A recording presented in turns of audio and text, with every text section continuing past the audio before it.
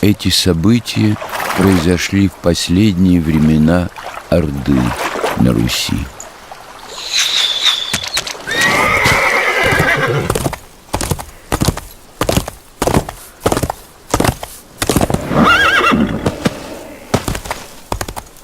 Моя матушка рассказывала мне, что я появился на свет во время грозы и отчаянно кричал, испугавшись раскатов грома. Я рос трусливым малым.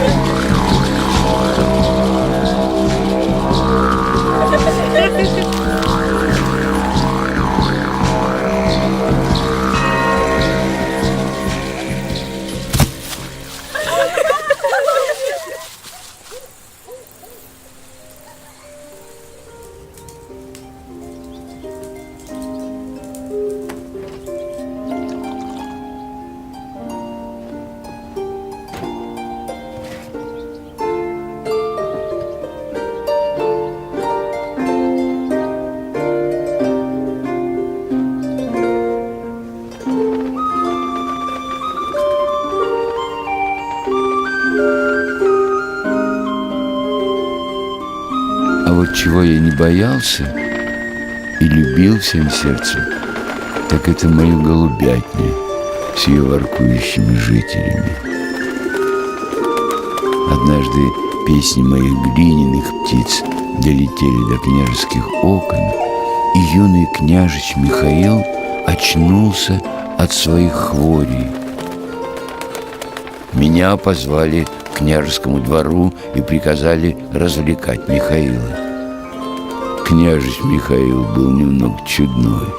У него были взрослые глаза и тихий нрав. Он читал священные книги и подолгу оставался в храме. Иногда казалось мне, что он, совсем еще отрок, знал об этом мире что-то такое, чего не знал я. Словно у него была какая-то тайна. Мы привязались друг к другу, как добрые друзья.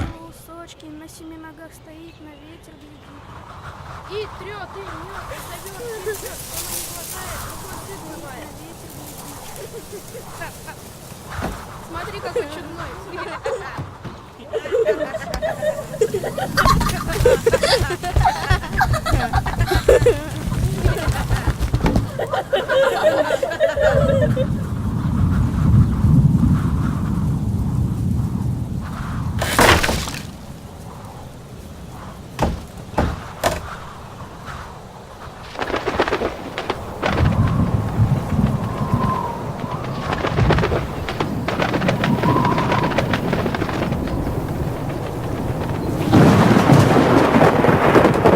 Я и в самом деле очень боялся грозы.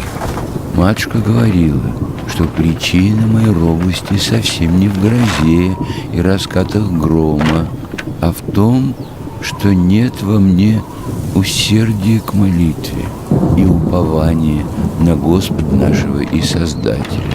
Но смысл этих слов открылся мне позже.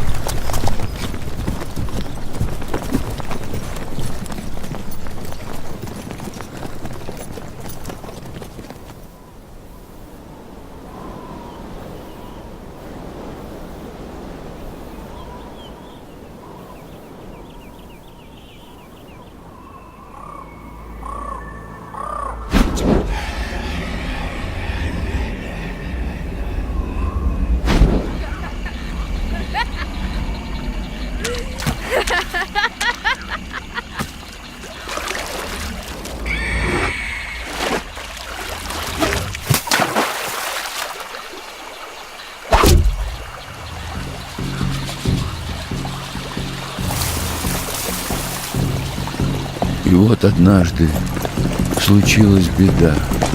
К нашему городу подступили ордынские полчища. Незадолго до этого княжеская дружина ушла в дальний поход, и защищать город было некому. Татары были измотаны многими сражениями и долгой дорогой. Они согласились не идти на приступ, но потребовали к себе в заложники княжича Михаила. С княжичем в татарский плен должен был отправиться я, Симеон, его слуга.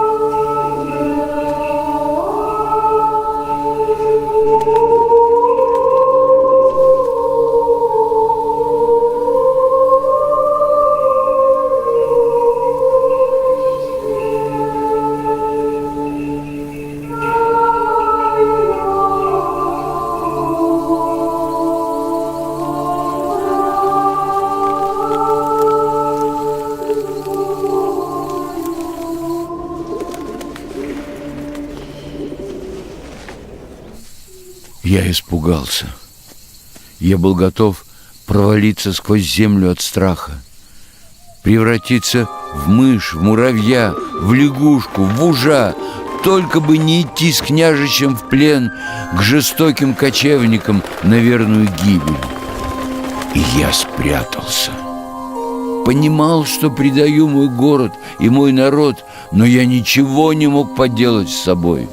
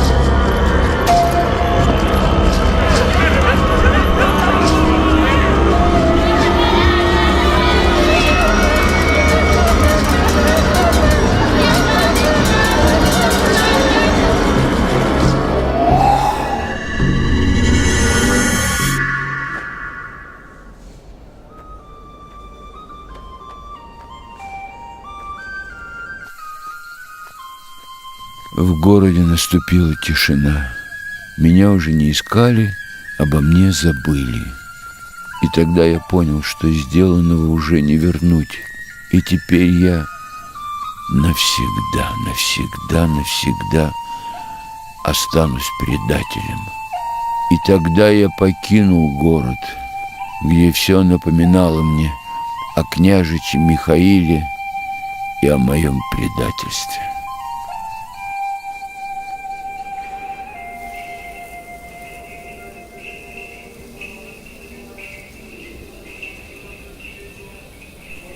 И долго потом скитался я по земле, и был я словно сухой лист, гонимый ветром.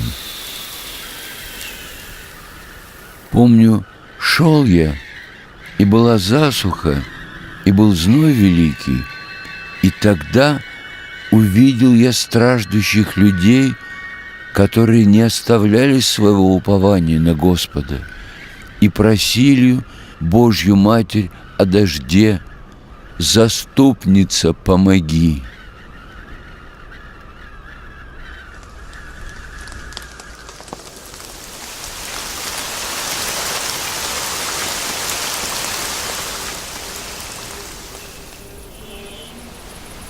В другой день, помню, и в другом селении рожала женщина.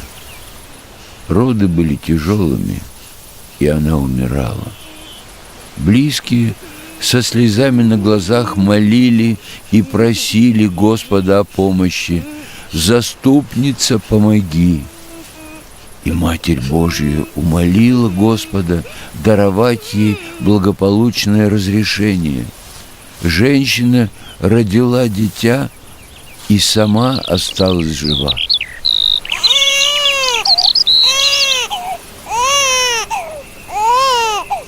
А еще однажды увидел я страшный пожар. Он разливался подобно огненному морю, и казалось, что людям неоткуда ждать спасения. И все-таки спасение пришло. Пришло от иконы Богородицы. Это было чудо, самое настоящее чудо.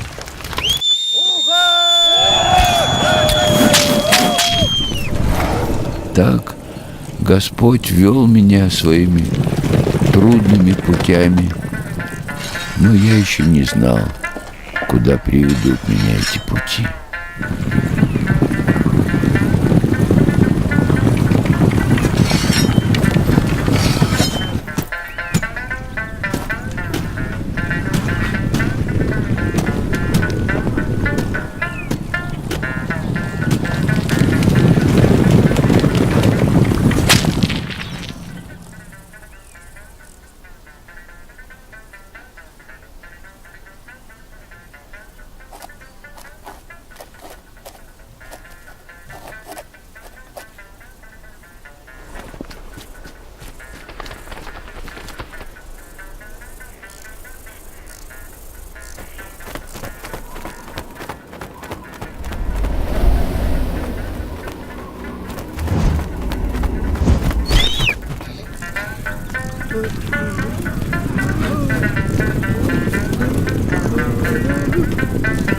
Это был подлинно великий день в моей жизни. Я снова увидел княжича Михаила.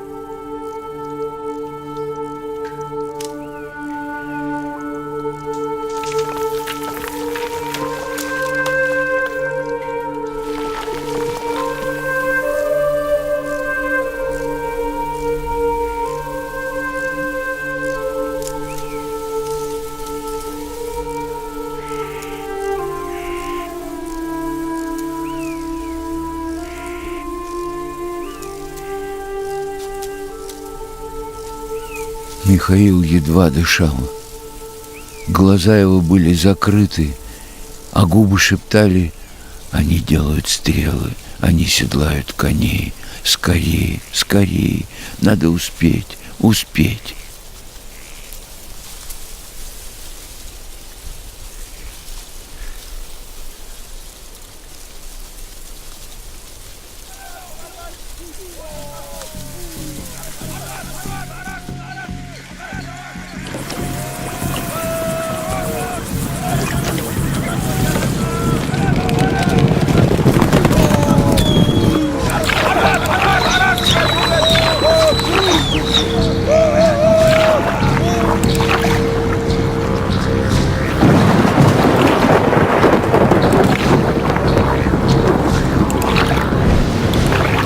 Михаил был так слаб, что я приходил в отчаяние. Хватит ли у меня сил? Сможем ли предупредить своих? «Заступница, помоги!» вырвалось у меня из груди. И вдруг я почувствовал, что малодушный страх, который всю жизнь преследовал меня, в это мгновение отступил.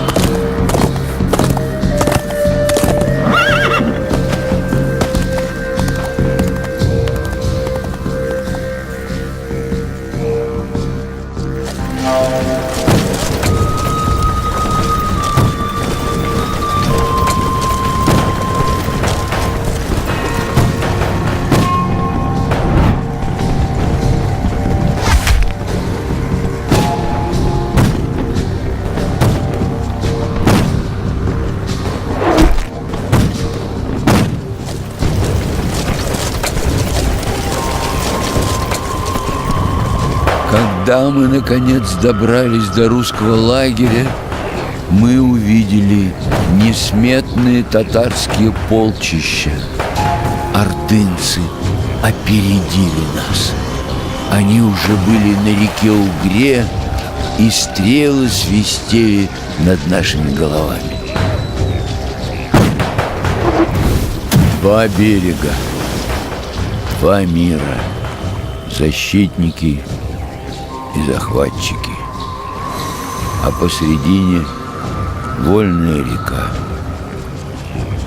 Противостояние было долгим.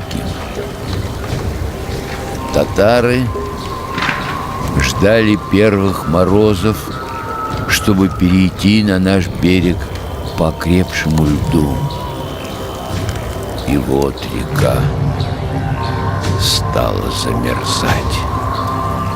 Орда, как зверь, затаилась перед прыжком. Дыхание остановилось.